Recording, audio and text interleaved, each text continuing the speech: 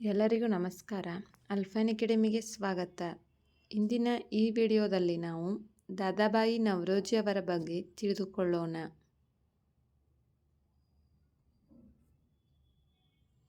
1825 September 4ರಂದು Dadabhai Naoroji ಅವರು ಮಹಾರಾಷ್ಟ್ರದ ಪಾರ್ಸಿ ಕುಟುಂಬದಲ್ಲಿ ಜನಿಸಿದರು.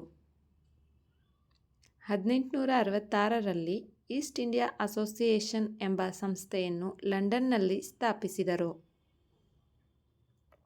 1886 ಕಲ್ಕತ್ತಾ, 1893 ಲಾಹೋರ್, 1906 ಕಲ್ಕತ್ತಾ ಈ 3 ವರ್ಷಗಳಲ್ಲಿ ಕಾಂಗ್ರೆಸ್ ಅಧಿವೇಶನದ ಅಧ್ಯಕ್ಷರಾಗಿದ್ದರು.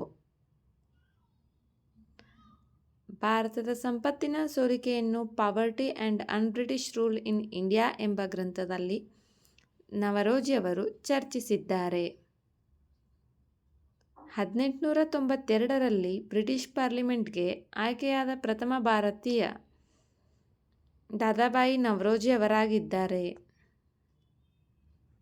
ದ ವಾಯ್ಸ್ ಆಫ್ ಇಂಡಿಯಾ ಎಂಬ ಪತ್ರಿಕೆಯನ್ನು ದಾದಾಬಾಯಿ ಅವರು ಆರಂಭಿಸಿದ್ದರು.